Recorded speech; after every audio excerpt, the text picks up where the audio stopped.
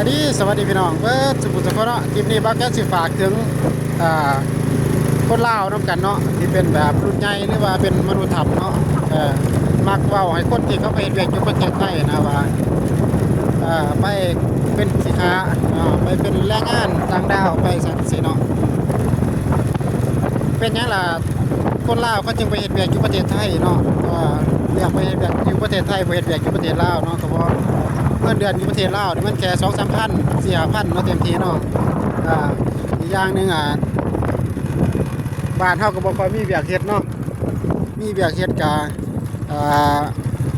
บ่ค่อยมีนะพี่น้องบางแกไปขายของเนาะบางแกอัดเก็บน้ำด้วยพี่น้องเด้อนี่กำลังสิไปท่าขามเนาะ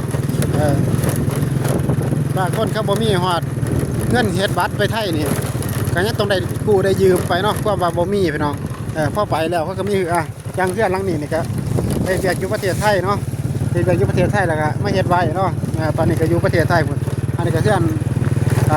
พี่น้องบ่าวแก่แล้วเนาะอันนั้นก็ไปเฮ็ดเวียกอยู่ประเทศไทยกันเนาะมีแต่ลูกอยู่กับแม่ใหญ่เนาะนี่หลายคนนะพี่น้องเขาไปเฮ็ดเวียกประเทศไทยก็ได้เฮือนได้ซ่านเนาะได้เฮือนได้ซ่านได้รถได้ล่างได้ทุกสิ่งทุกอย่างคือประเทศไทยเขาก็บ่ลืมบุญคุณเนาะเป็นยังบ่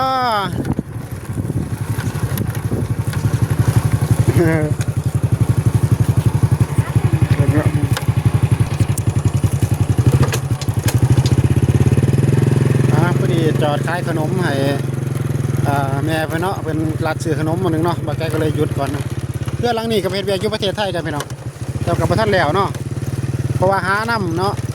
หาน้ำเดือนนี้ส่งมาเก็บ2-3 เดือนแล้วก็ได้สาบได้กอเนาะเฮ็ดทีละน้อยไปพี่น้องเนาะหลายหลังนี่ก็ไปหาเงินอยู่ประเทศไทยมาเฮ็ดเนาะส่วนมากเลยนะดอนที่ว่าแกไปขายของนี่อยู่ไทยเกือบ90%เนาะลูกเต่าไปอยู่เฮ็ดแบบอยู่ประเทศไทยเนาะเป็นยังบอกแกจังมาขายได้คู่มือเนาะเพราะว่าผู้เฒ่าเพิ่นอยู่เฮือนนี่ก็ได้อาศัยว่าใช้เงินงญาติพี่น้องเนาะหรือว่าลูกหลานไปเวียกอยู่ประเทศไทยเนาะก็ส่งมาให้พ่อแม่อยู่บ้านเนาะเลี้ยงลูกเลี้ยงหลานแต่ละเดือนเนาะถ้าก็มีเงินก็บ่ได้มีเวลาไปหาอยู่หากินเนาะก็อาศัยว่าซื้อน้ำรถเนี่ยก็บอกแกขายนี่ขายทุกสิ่งทุกอย่างเนาะปิ้งไก่ปิ้งย่างสิแล้วก็ซื้อกินพี่น้องนั่นแหละบางคนว่าไปดูถูกเขาว่าโอ้ยไปเฮ็ดเวียกอยู่ประเทศไทยเป็นกี่คงกี่ขาคนไทยยังเสียนะมันบ่แม่นเด้มองกลับกันบางประเทศไทยเนี่ยเขาให้กับคนลาวนี่หลายเนาะแม่นล่ะคนรุ่นเก่าน่ะสิบ่ได้ไปเนาะบ่ได้ไปสัมผัสเนาะว่าแต่ประเทศไทยนี่บ่ดีเนาะโดนปลูกฝังมาจังซั่นเนาะแต่ก็คนรุ่นใหม่เนี่ยเขาไปสัมผัสเนาะไปสัมผัสไปเฮ็ดเวียกไปเห็นคนไทยเป็นนิสัยจังไดเนาะบ่าวแกไปอยู่10 ปลายปีนี่บ่าวแกฮู้นิสัยคนไทยดีเนาะคนไทยเป็นคนใจดีนะลองเฮาบ่มีเงินจักบาทไปขอเขาตามห้างต่างๆเขาให้กินเด้บ่าวแกเฮ็ดเวียกกันบางคนมาขอทานขอหยังเฒ่าแก่เราก็ให้บ่าวแกพัดให้เฮ็ดให้เนาะนี่ล่ะคือนิสัยคนไทยเนาะ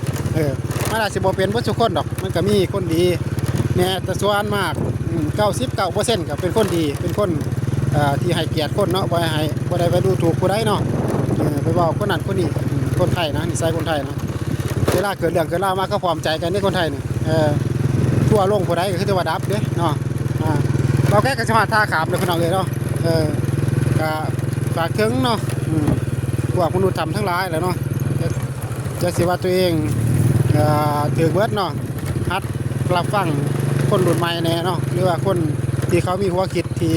พัฒนาเนี่ยเนาะเอาสำเนียงพี่น้องบางแกก็สิแลนลงบักก็แล้วพี่น้องเนาะก็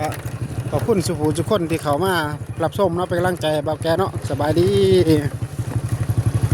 นะพี่น้องก็จะขามนะพี่น้องเอาสำเนียงพี่น้อง